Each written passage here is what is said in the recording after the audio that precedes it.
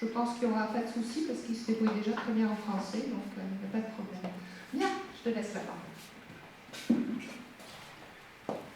Ok, bonjour à tous.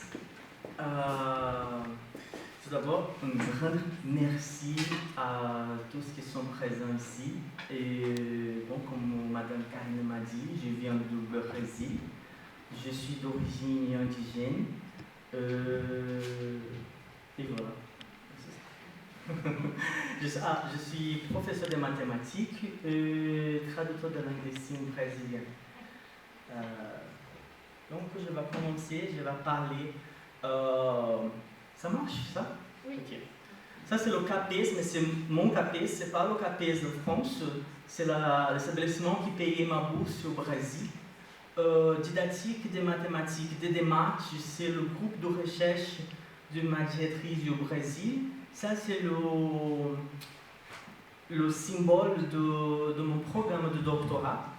Et ça, c'est l'université que je fais mon doctorat au Brésil. Moi, Douglas, Vivian Nogueira de Souza, Madeleine Bitas, maîtrise du Brésil, Karine Milon-Fourré, c'est ma superviseure du stage doctorat en France. J'ai commencé à travailler avec elle le fin de septembre 2024 et je vais finir, dommage pour moi, 7 mois. Ok. Je vais présenter à vous l'université que j'ai fait mon master et mon doctorat tout d'abord. Ça, c'est dans le corps de la forêt amazonienne. Et c'était la première université du Brésil depuis 1909. C'est ça? Voilà, comme ça. Ouais. Et voilà. Et on peut regarder comme ça. J'adore cette image. Ouais. Ça, on peut regarder la ville de Manaus. C'est la ville capitale de l'État d'Amazonas. Tout ce qui c'est vert, c'est la forêt amazonienne. Et là, c'est l'université. Donc, on est une sorte de la ville, marche comme ça. On est entre. Le premier, c'est le cours de sport, nutrition, comme ça. On marche. Et là, c'est le cours de mathématiques, médecine, droit. Et voilà. Mon bâtiment, c'est elle. C'est l'Institut de mathématiques au Brésil. Donc, voilà. Je vais parler aujourd'hui par rapport aux effets du discours du professeur qui enseigne les mathématiques en langue seconde sur la production de déclencheurs de difficultés occasionnelles dans des activités d'interprétation simultanée. Il y a beaucoup de choses en même temps, dans ma phrase trop longue, je sais, mais on va petit à petit. Désolé, comme ça, je pense que c'est parce que j'ai changé d'ordinateur. Donc, entre scène et mots.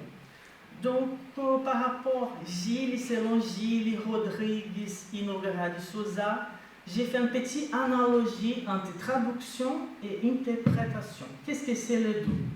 Et voilà. On va regarder un petit message de WhatsApp qui dit est-ce que c'est la traduction en langue des signes? C'est comme au cinéma. On filme, on tourne, on montre et améliore avant sa diffusion. Ah, et qu'est-ce que c'est l'interprétation en langue des signes? C'est comme au théâtre. C'est faisant en tempo réel sans possibilité de correction. Ok, donc on va regarder la différence entre traduction et interprétation selon Gilles et Rodrigues. Rodrigues c'est un auteur brésilien et Gilles c'est un auteur français. Donc si on regarde par exemple comme ça, la traduction, le produit final est stable. Par exemple, un livre d'Harry Potter, c'est écrit en premier en anglais et après fait la traduction en français et d'autres langues, donc elle est stable. Ou même en vidéo, en film, je vais faire la propagande d'un film brésilien qui s'appelle Je suis toujours là. Regarde, c'est très bien. En présentation aussi, c'est planifié. Et ça, c'est la traduction. Par contre, l'interprétation, il y a beaucoup de dynamique. C'est comme au théâtre. Il y a beaucoup d'improvisation, il y a des choses qui vont changer en même temps. Il faut qu'ils s'adaptent. et tout se passe en temps réel. Si on fait, par exemple, d'autres comparaisons, la gestion des charges cognitives et d'interprétation, elle demande beaucoup. Parce que, bon, hypothétiquement, imaginez une classe de mathématiques là, et moi, c'est le professeur de mathématiques, il est un traducteur à mon côté, l'élève pose une question, donc le traducteur il va faire aussi la traduction. J'ai parlé une chose, quelqu'un a ouvert la porte, il y a beaucoup de choses qui vont arriver qui vont faire que le traducteur il y ait en adaptation en même temps. Donc, décision rapide. Traduction, par contre, pour laisser attention des détails, planification tenue, réflexion minutieuse. Par exemple, je vais donner un manuel, un traducteur, je vais dire que j'aime beaucoup que tu fasses moi cette traduction. Et chez lui, il va étudier le texte, il va demander à d'autres personnes, regarde, c'est bien cette signe, c'est pas bien. Il va se filmer, faire tournage, et après il va revoir nouvellement. Donc, vous comprenez la différence entre traduction et interprétation? Ça, c'est très important. Et le principe de la visualisation unique du AutoCAD de 1966, il va dire que il va dire que le principe de la visualisation unique, c'est revoir et corriger. Si dans la traduction, je peux revoir et corriger plusieurs fois, dans l'interprétation, je ne peux pas faire ça. Donc, le professeur il va dire uniquement les choses, le traducteur il va entendre, le professeur ne va pas parler nouvellement, il y a une chance de faire la signalisation. S'il s'est trompé, voilà. Il n'y a pas de « ah, il va retourner pour faire nouvellement ». Ok, donc on perçoit qu'il y a beaucoup de surcharges dans l'interprétation. Et Gilles, en 2011, 2018, 2021, il modélait ce qu'il appelle du modèle d'effort par rapport à l'interprétation. Il va dire que l'interprétation, c'est comme une équation.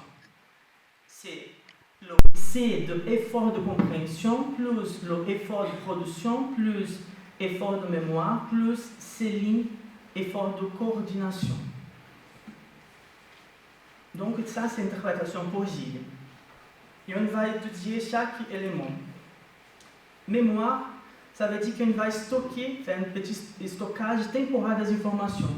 Le prof dit, il faut que je garde les petites informations et après je fais une analyse. Donc, ma mémoire de travaux, il faut qu'elle change plusieurs fois. Les efforts de compréhension, ça veut dire qu'il faut que je comprenne ce que le prof dit dans une classe de mathématiques. Donc, parfois, le prof il va dire le discriminant de quelque chose, ou la hypoténuse, et des mots que je ne connais pas, si je ne sais pas ma spécialité, il faut que je fasse aussi des efforts de compréhension. Et aussi des efforts de production. Je pensais que ça n'allait pas marcher avec moi. Les efforts de production, c'est le travail de reformulation. Donc, il va recevoir quelque chose en langue de départ, et il va produire d'autres langues. Et les efforts de coordination, ça veut dire qu'il faut que je gère les efforts de mémoire, les efforts de compréhension, les efforts de production, tout en même temps. Donc, notre contexte de recherche, c'est le discours des mathématiques en langue seconde, c'est 7 hexagones. Et l'autre hexagone, c'est l'interprétation simultanée d'un texte scientifique. Et le deux côtés au milieu, on y a le déclencheur des difficultés. Gilles, quand il propose le modèle des efforts, il dit que l'interprétation, c'est un type de tâche très difficile pour le traducteur, parce que, comme on regardait tout à l'heure, il y a beaucoup d'efforts pour faire, mais par contre, il y a aussi le déclencheur des difficultés. Il faut qu'on fasse une petite parenthèse ici. Il y a des déclencheurs qui sont des éléments qui vont bloquer complètement le traducteur. il y a de déclencheurs de difficultés. Ça veut dire des éléments, de traces qui peuvent potentiellement, c'est un type de problème pour quelque chose. C'est ça qu'on va étudier. Donc, Gilles il dit qu'il y a 3 grandes dimensions de déclencheur. C'est la première déclencheur liée au locuteur. Ça veut dire, par exemple, l'accent. Comme maintenant, je parle et vous faites aussi des efforts pour me comprendre. Il y a de vitesse de professeur qui est très vite. Il y a aussi des discours monotones. Et ça, c'est lié au locuteur. Par exemple, le professeur de mathématiques. Il y a des déclencheurs liés à l'interprète, ça veut dire sa expérience, sa compétence, et aussi sa fatigue et sa connaissance près à l'angle. C'est ça? Et aussi des déclencheurs techniques, par exemple le bruit externe, peut-être c'est un déclencheur de difficulté, et aussi défaut de matériel. L'Internet, ça ne marche pas, l'ordinateur, ça ne marche pas, d'autres choses. Mais ce qui nous intéresse cet après-midi, c'est déclencheurs liés au message. Ça veut dire le défi sémantique, le problème lexico et syntaxique, c'est ça qu'on va regarder. J'ai préparé un diaporama là. Dans déclencheurs de difficultés liées au message, on peut avoir le nombre propre. Par exemple, tout à l'heure, on avait ici un traducteur de langue des signes. Si on dit par exemple le nom Arnaud, c'est très français. Et si c'est moi qui va dire, je vais faire A, R, N, O. Arnaud. C'est comme moi entendre. Par contre, en français, c'est A, R, N, A, U, D. Donc, ça, c'est un type de non-équivalence entre deux langues qui peut être arriver beaucoup. Et aussi, nombre. Il y a une recherche au Brésil qui montrait que les dates de naissance et énumération qu'on a fait, c'est un type de déclencheur plus fort pour le traducteur. Parce que comme on a un décalage temporel, un type de positionnement différent, la date que le prof ou le locuteur va dire, elle va passer 5 secondes après, je vais faire, mais quelle date qu'il dit, mais 1980 quelque chose, je ne sais pas. C'est un type aussi de déclencheur de difficulté. Abréviation aussi, et thermotechnique. Le problème sémantique, pour trouver des métaphores et humour, c'est très dur de faire la traduction en langue des signes, et aussi, est-ce qu'on a dit, je ne veux pas inférioriser la langue des signes. J'ai dit que c'est difficile de faire parce que parfois il faut que vous connaissiez la personne qui est en son face pour faire le meilleur signe comme ça. Pour moi, la langue des signes est une langue très complète et je peux parler de toutes les choses que je vous dis. Et aussi le sarcasme et ambiguïté. En test mathématique, il y a beaucoup d'ambiguïté. Par exemple, les mots, elle a un type de signification très ordinaire, la langue courante, et en mathématiques, ça ne marche pas. Par exemple, pour rayon, je peux faire comme ça, le signe. Ou, et en mathématiques, ce n'est pas comme ça. On peut faire corda, comme ça, ou corda, mais en mathématiques, ce n'est pas comme ça. Donc, il y a des mots qu'il y a double sens ici, et on va dire qu'il y a cette polysémie en test de mathématiques. Et aussi le problème syntaxique, qui c'est la densité lexicale des phrases longues, quand il y a des problèmes phrasiques, expression idiomatique, quand il y a des problèmes syntagmatiques. Ok. Donc, mon objectif de ma recherche, c'est identifier les effets du texte de départ qui peuvent produire des déclencheurs de difficultés dans le texte d'arrivée. Ça, je ne dis pas, mais je vais m'excuser, c'est le deuxième article qui va composer ma thèse de doctorat. Donc ce n'est pas forcément le sujet de ma thèse, mais c'est une petite part de la thèse qui va composer l'autre chose. Dans cet article, je suis concentré juste les effets du discours, du texte de départ, qui c'est le discours du professeur qui enseigne mathématiques, qui peuvent produire des déclencheurs de difficultés dans le texte d'arrivée. Ça veut dire le texte finalisé en langue des signes. On peut trouver trois types d'effets. Le premier, c'est les erreurs.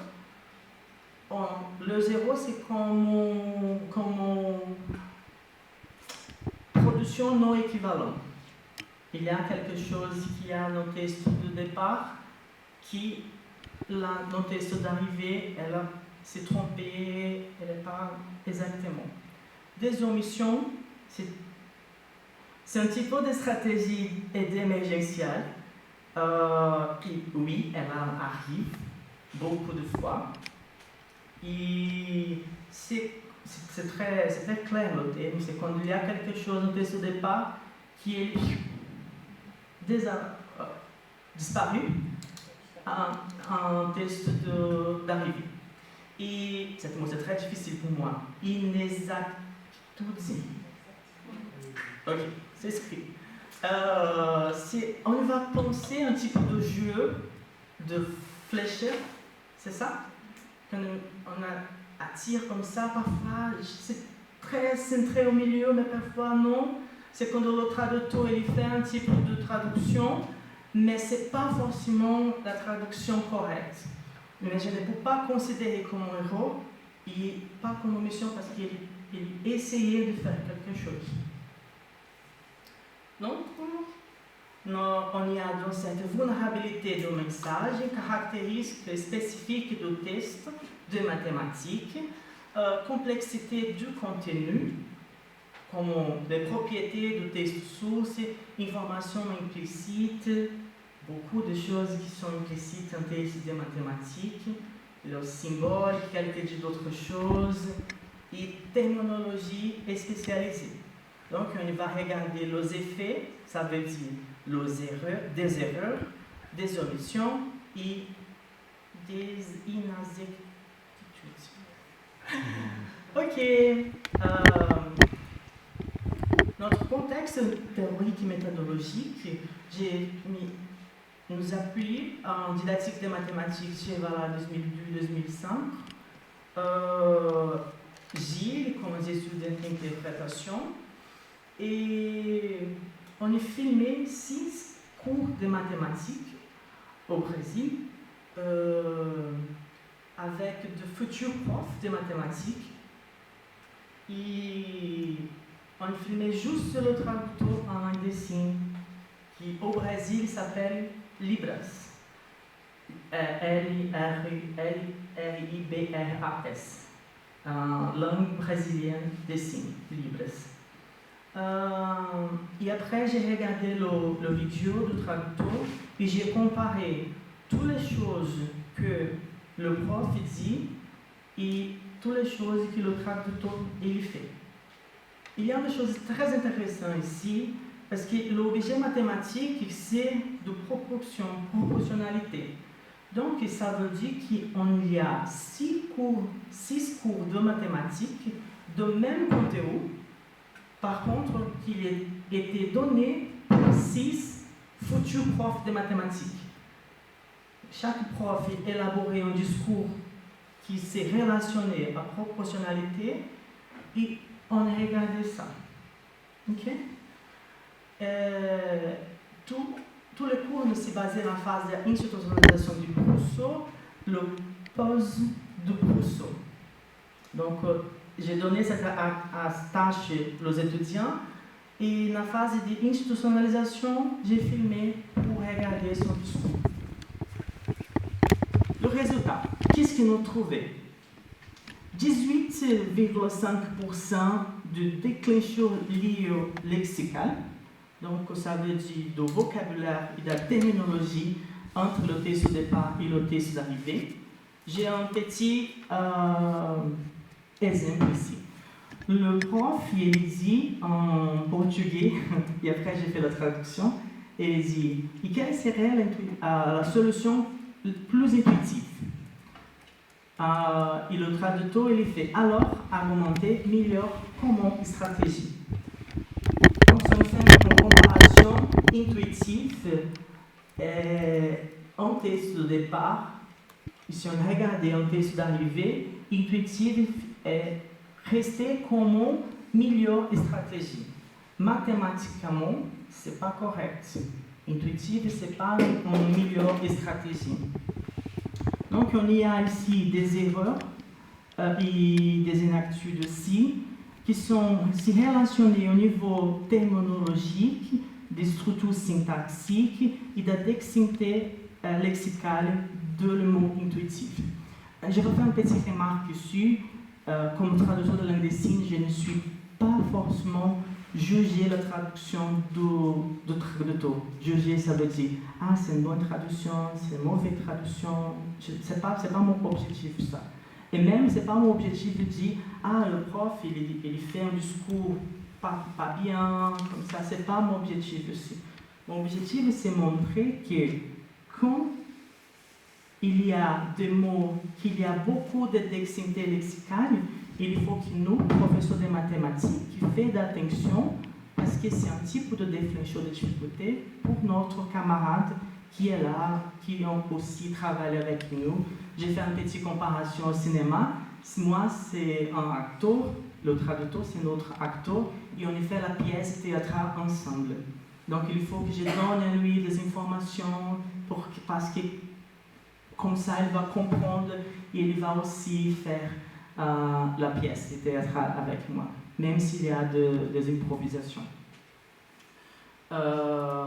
Et aussi le déclencheur syntagmatique, on a trouvé 26%, ça veut dire la combinaison de mots et de cohérence de phrasal. J'ai apporté un petit exemple. Le pose de Rousseau, il y a 7 figures géométriques. Il y a un triangle et le prof, pendant cette explication, il dit le triangle ne s'est pas fermé. Cet moment, si on regarde la vidéo, l'interprète, il regarde pour le tableau, comme sa tête, comme on ne comprend pas ce que le prof dit, il retourne et il fait le signe comment. Donc, le prof il dit, je suis le traducteur, le prof dit quelque chose, il y a décalage temporel, après je vais regarder, le prof il dit, et le triangle n'est pas fermé. Je suis comme ça, faire ma traduction, très content. Le prof il dit, le triangle n'est pas fermé. Moi j'ai, comment? C'est le signe qu'il fait. Donc il y a ici des petites omissions et des erreurs aussi par rapport au type d'expression idiomatique qu'on trouvait dans ce discours. Donc, Douglas il dit que nous, profs de mathématiques, on ne peut pas faire d'expression idiomatique. Non, je ne sais pas, pas du tout. Je pense qu'on peut faire toutes les choses. Par contre, je montre un point d'attention pour nous faire dans notre classe quand il y a des expressions idiomatiques. Il faut que nous comprenions. Est-ce que c'est que le prof a envie de dire quand il dit que le triangle n'est pas fermé? C'est ça qu'il faut qu'on fasse des réflexions pour dire, en même temps qu'on dit un type d'expression idiomatique, parce qu'il fait part de notre langue, il faut qu'on fasse une petite définition de ce qu'on a envie de dire par rapport à ça. Et aussi, pour dire, Gilles, il dit qu'il y a des déclencheurs, comme on vit tout à l'heure, lexical, syntagmatique et sententiel. Par contre, quand j'ai fait d'analyse, j'ai trouvé des choses qui pas forcément elles se montraient dans la catégorie déjà prévue pour Gilles. C'est pour ça que j'ai modalisé ce que j'ai appelé de déclencheur de spatialité et déclencheur d'opérationnalisation. Le déclencheur de spatialité, ça veut dire la localisation spatiale d'objets mathématiques sur le tableau et même la localisation physique entre le professeur de mathématiques et le traducteur de langue des signes. Je vais donner un exemple comme ça. Le prof, il dit, il parlait d'un triangle pythagorique, plus célèbre. Là, ça, c'est 5, 4, 3. Voilà. Et le prof, il dit, ok, et l'hypoténuse, c'est 5, 7 côtés, c'est 4, 7 côtés, c'est 3. Et le traducteur, il fait ça, ok, ça, 3, 5, 4. Donc, l'hypoténuse, qui c'est le plus grand côté du triangle, restait comme 3. Ouais. Ça veut dire qu'il ne savait pas où il va localiser les informations correctement. Oui, il peut regarder pour le tableau et regarder quelque chose, mais quand il va regarder le tableau, où c'est l'hypoténuse? Il y a plein d'informations là-bas, où il va montrer exactement. Et donc, il y a aussi un problème de spatialité. Par contre, quand j'ai montré un angle de 90 degrés. Regarde, il n'y a pas de choses comme ça dans le texte au départ. Pourquoi que le traducteur, il fait un angle de 90 degrés? C'est une chose très mathématique. Et j'ai demandé à lui, pourquoi vous avez fait un angle de 90 degrés? Et il dit à moi, je me suis souvenu de angle, hypoténuse à angle. Okay. Mais je ne me souvenais pas du côté du triangle qui était l'hypoténuse. Il y a 3, où? Là, là, là, je ne sais pas. Je m'ai forcé à me souvenir. Oui, ok, il y a un angle aussi, mais je ne sais pas où. Attends. Je voulais me souvenir, mais le professeur continuait le cours et je n'avais pas de temps. Je devais me souvenir aussi. Et le premier côté à quel que j'ai pensé, c'est l'hypoténuse. 3. C'est ça. Donc, ça, pour moi, c'est très très intéressant parce qu'il parle d'une chose qu'il ne va parler après. Ça veut dire le temps. Le prof, il continuait le cours et je n'avais pas de temps. Ça, c'est tout notre résultat. Ça, c'est les deux catégories. Ah, je n'ai pas parlé de ça, désolé. Des déclencheurs d'opérationnalisation, ça veut dire quand le prof il parle de quelque chose qui n'est pas correct, et ça peut être arrivé en déclencheur de difficulté parce que le traducteur, ils peuvent savoir que les choses ne sont pas correctes, mais ils peuvent aussi ne peuvent savoir et il va traduire quand même les erreurs.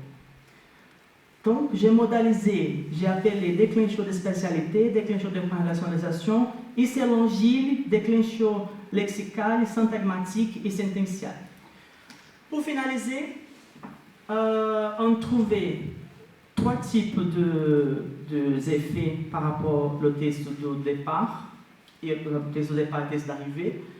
Mais, pour moi, j'ai envie beaucoup de définir qu'est-ce que c'est le discours du professeur pour moi.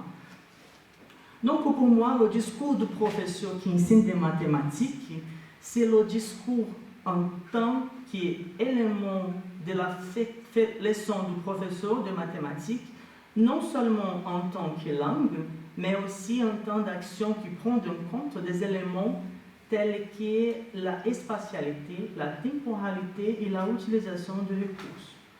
Ok, pour moi, le discours du professeur, c'est aussi des éléments liés à la langue. On trouve des éléments sentenciels, syntagmatiques et voilà, sentenciels. Donc, oui, il faut comprendre la langue, seja la langue française ou le portugais ou autre langue. Mais aussi, il faut qu'on prenne en compte des éléments que j'ai appelés des spatialités. Donc, juste pour souvenir, spatialité, c'est le type de localisation des éléments mathématiques sur le tableau, ou même ma position physique entre moi et le traducteur de langue des signes. Il faut que aussi je fasse de prendre en compte de la dimension de la temporalité. Tout à l'heure, on a regardé que la dame qui parlait là, elle a dit que il y a un temps pour faire les choses en langue orale et en langue de signes, on prend plus de temps ou moins de temps. Pour moi, j'applique beaucoup ça quand j'ai envie de faire la traduction du portugais et du français. Je demande à mon amie qui s'appelle Elisa, et j'ai dit, Lisa, comment je peux dire ta ta ta ta ta ta ta ta en français? Et elle a dit ta. Oui, mais j'ai dit ta ta ta ta ta ta ta. Et elle a dit ta. Et parfois c'est le contraire. J'ai dit, Lisa, comment je peux dire ta en français? Elle a dit ta ta ta ta ta ta ta ta ta ta ta ta ta ta. Donc, quand on parle de deux langues, il y a de grammaires différentes, il y a un type aussi de temps qu'il faut faire de compréhension. Et pour moi, une chose qui est très intéressante par rapport à la théorie didactique, anthropologique de didactique, c'est regarder et comprendre le traducteur de langue des signes, comment on utilise deux milieux, comment on ressource deux milieux. Ça veut dire qu'il faut que je comprenne comment utiliser le traducteur qu'il y a à mon côté. En analogie avec le théâtre, ça veut dire comment je peux donner le piste pour mon camarade, c'est le traducteur qu'il y a à côté, comment je peux dire à lui, attends, je vais profiter qu'Arnaud est là. Parfois, il va imaginer deux acteurs, ok? Un premier acteur très bien, il va pratiquer ça chez lui, il va préparer le cours, il sait qu'est-ce qu'il va dire, et d'autres, non. Il est arrivé, ok, il faut que je fasse cette personnage, ok, mais je ne savais pas qu'est-ce que c'est l'histoire, je ne savais pas qu'est-ce que c'est le sujet du cours que je vais donner. Comment moi et mon camarade qui est là dans cette pièce de théâtre, comment je vais dire à lui, vas-y, c'est toi qui vas faire maintenant. Qu'est-ce qu'il va parler s'il n'est pas préparé sa présentation avant?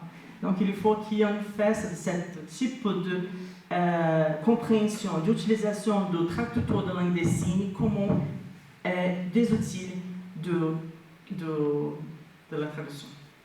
Pour finir, une fois qu'on comprend la spatialité, temporalité et utilisation de ressources, j'ai trouvé des images quand j'ai enseigné des mathématiques pour les élèves sourds. J'ai de l'autorisation pour montrer sa tête.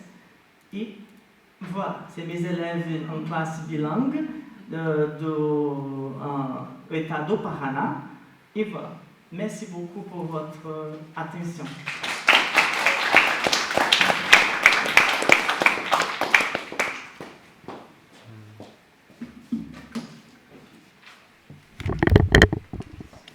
Bien, alors voilà, si vous avez des questions ou des remarques. La question, la prof Karine, elle a dit qu'elle va répondre. C'est pas tout à fait ça. Oui, c'est ça. Ouais. J'assurais la prof. Exactement. Alors moi, c'est à la fois une remarque, question, enfin les deux en même temps. D'abord, merci pour cette présentation vivante et très intéressante, pour laquelle je trouve des parallèles avec l'enseignement, même s'il est question plutôt de traduction, d'interprétation. J'avais deux questions. Une première, c'est l'interrogation sur la focalisation sur des problématiques cognitives, j'allais dire pures, pas vraiment, mais l'émotivité. Je ne l'ai pas vu dans les modèles de Gilles et autres. Je me disais, c'est comme l'enseignement, il y a aussi toute l'affectivité, l'émotivité, l'environnement en général, qui peut donner des perturbations. Et je me demandais si ça faisait partie des préoccupations, parce que finalement l'interprète, et le prof aussi d'ailleurs, et l'élève aussi, c'est un affect qui des fois peut être complètement paralysé dans son énergie d'apprentissage ou de traduction, par le fait qu'il y a quelque chose qui le submerge, soit parce qu'il est en difficulté et qu'il est à l'arrache pour aller chercher les choses qu'il n'a pas comprises, ou pour l'élève aussi hein, d'ailleurs. Donc cette dimension de l'affectivité qui apparaît souvent absente des modèles généraux parce qu'ils sont un peu cognitifs au sens, je ne sais pas si je m'exprime très bien. Et la deuxième question, elle m'est suggérée par le modèle, je ne sais pas si vous connaissez Ivani Fuselier, Souza, brésilienne, qui travaille dans l'équipe de Paris 8 sur la langue des signes. française et brésilienne aussi, et toutes les langues des signes, et qui évoque le modèle sémiologique de Christian Cusack, c'est-à-dire la question de l'iconicité. Et il me semble qu'il y a quelque chose autour de ça aussi, dans les problématiques de traduction français langue des signes, ou langue vocale langue des signes en général. C'est que la langue des signes étant extrêmement spatialisée autour de l'iconicité diagrammatique, illustrative et pour un entendement, c'est pas simple cette question-là, parce que nous, on est sur une langue séquentielle, linéarisée, fortement linéarisée. Et là, il y a peut-être un sujet quand même. Donc le modèle linguistique de départ concernant les langues des signes, c'est pas anodin dans l'histoire. Donc j'avais ces deux questions, je vous les balance comme ça, je sais pas ce que vous en faites. Merci beaucoup. Je réponds non. Je vais essayer. Okay. J'aime beaucoup le modèle de Gilles parce que j'aime beaucoup la progression qu'elle fait par rapport à ce que vous tout à l'heure m'a dit. Le premier texte de Gilles en 2009 fut comprendre son modèle comme un modèle cognitif. Mais par contre, en 2021, il dit clairement que son modèle, c'est un modèle didactique. C'est juste pour comprendre ce qui se passe. Ce n'est pas forcément des efforts de mémoire quand on parle cognitivement. C'est juste séparer quelque chose pour mieux comprendre. Mais oui, si j'ai bien compris la question, je sais que l'affectivité elle va influencer beaucoup notre modèle de recherche. Parce que, comment je vais expliquer je peux donner un exemple, je pense que ça marchera bien. Quand j'ai fait la traduction d'un prof, c'est une chose très mal que j'ai pas dit maintenant. Oui, Arnaud, je filme, non, tu ne filmes pas, Arnaud. C'est ça, non, c'est de blague. Quand j'ai fait la traduction d'un prof qui, c'est très très très mon ami au Brésil, il parle avec de sociologie. Sylvia, elle n'est pas là? Oui. Et pour moi, c'est très difficile de faire la traduction de sociologie, mais il est très gentil, j'aime beaucoup lui, donc on a un type de contact très, très proche, et ça marche très bien. Mais quand un prof qui lui donnait le cours d'histoire, j'aime beaucoup l'histoire, ok? Beaucoup l'histoire. En fait, je ne veux pas avec sa tête, il ne va pas avec ma tête. Okay? Parfois, c'est un peu difficile de faire la traduction de son cours, parce qu'il y a ce type d'influence aussi. Mais oui, et par rapport à votre indication de professeur du groupe de recherche au Brésil, oui, je vais chercher. Merci beaucoup. C'est surtout le modèle linguistique de la langue des signes. Parce que ce n'est pas centré sur les lexicaux. C'est centré sur des structures différentes. Tout à fait. C'est intéressant pour vous, surtout en mathématiques. Tout à fait. Oui, mais ça serait intéressant que tu nous laisses des références. Parce que et en plus, elle est brésilienne, donc là, c'est l'idéal. Et par rapport à ta première question, si je comprends bien ce que vous voulez dire, Douglas, c'est peut-être qu'il a conscience du fait que l'affectivité, oui, c'est une dimension qui joue, effectivement, mais que finalement, dans le modèle de Gilles, c'est quelque chose qu'il laisse de côté parce qu'il se concentre sur l'aspect didactique, donc voilà, l'aspect du discours. Donc voilà, enfin, consciemment, je dirais, c'est une dimension qu'il laisse de côté pour se concentrer sur le reste, quoi, finalement. Voilà, donc c'est pas étudié dans ce modèle-là. Ouais. D'autres? Oui.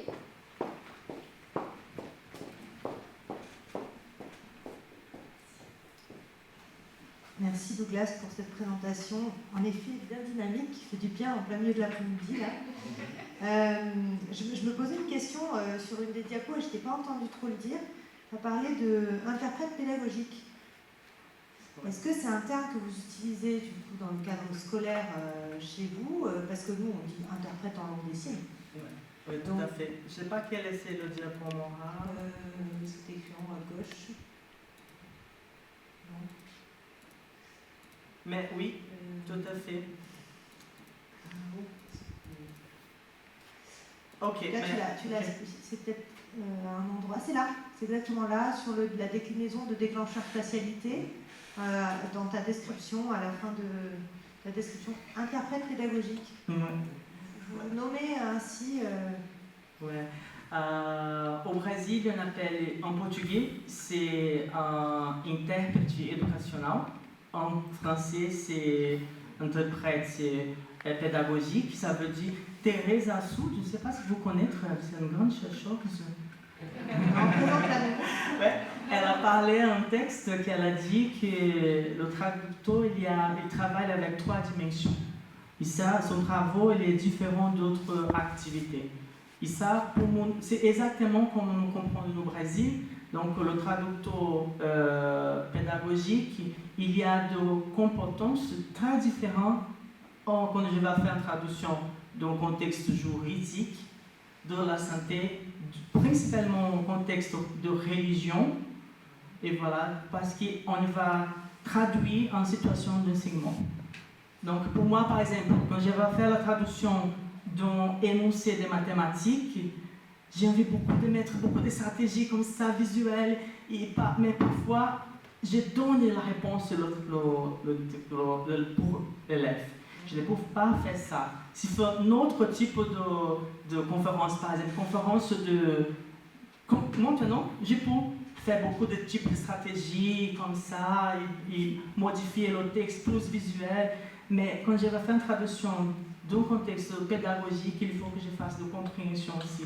Il y a une chose très intéressante, c'est que j'ai fait un entretien avec le traducteur en anglais et en français, et il m'a dit, j'ai demandé à lui, pourquoi vous utilisez la dactylologie pour les mots médiatrix?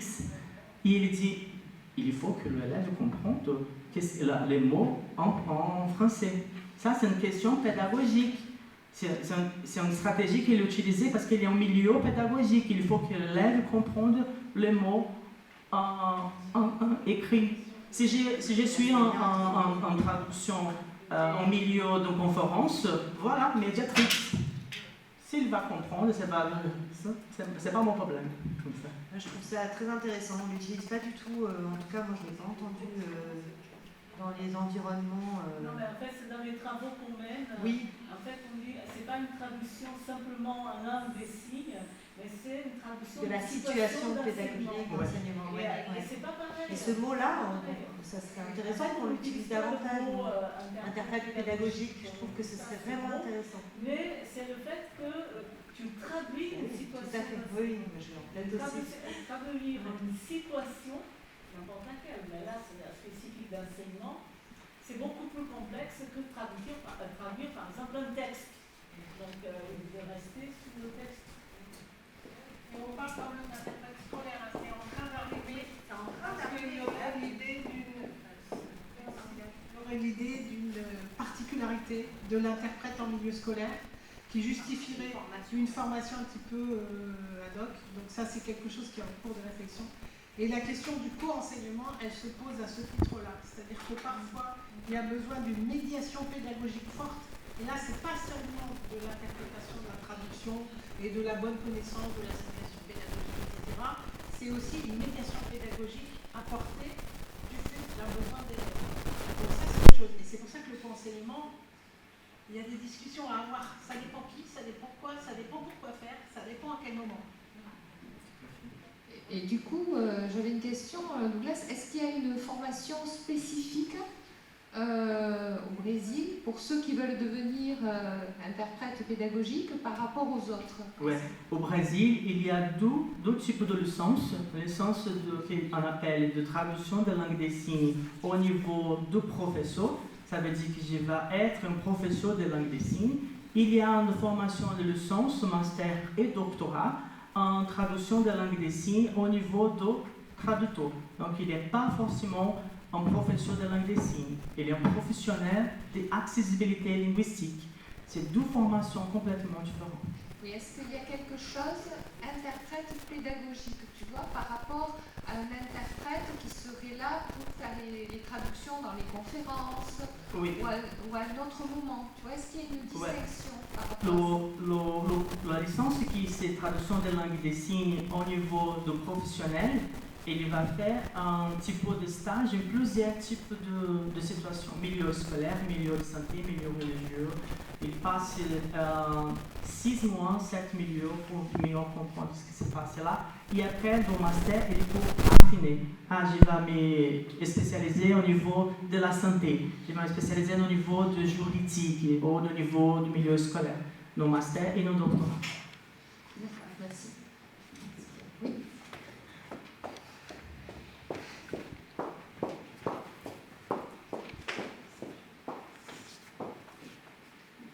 Oui, merci beaucoup Douglas de la présentation. Donc, la question c'est, après avoir ciblé les déclencheurs et tout en regardant les interactions, les rapports que tu avais dit qu'il faut créer entre les deux acteurs, est-ce que vous avez envisagé de reprendre ces cours-là et demander à ces étudiants de les faire en essayant de ne pas utiliser ces déclencheurs? Et si vous avez fait, quels sont les effets? Merci beaucoup. Ça, c'est la perspective du 4e article qui va composer la thèse. Il faut que j'entre au Brésil pour faire l'expérimentation. Tout c'est prêt, les élèves les m'attendent et le groupe est déjà formé et on va essayer de faire cette question qu'ils vont proposer. Et voilà. Merci. Donc il faut revenir nous faire la présentation après des résultats. Le deuxième colloque. Voilà, c'est ça. c'est ça. Ou alors on y va. Voilà. Ah ouais, c'est ça. Tu organises un colloque là-bas et on vient rejoindre. Ok. Il y a d'autres questions, remarques? Non? Très bien, je te remercie Douglas pour cette présentation.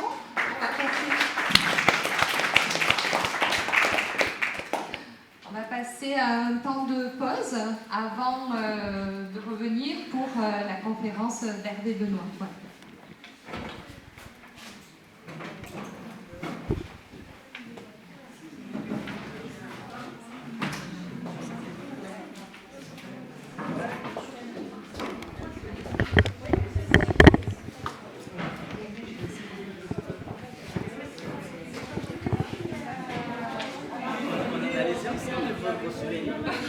J'ai montré le vidéo. Vous m'aidez aussi? Oui, pas beaucoup quand même, pas beaucoup. Mais on va continuer ce travail-là. C'était très intéressant ce que tu disais sur la mécanique.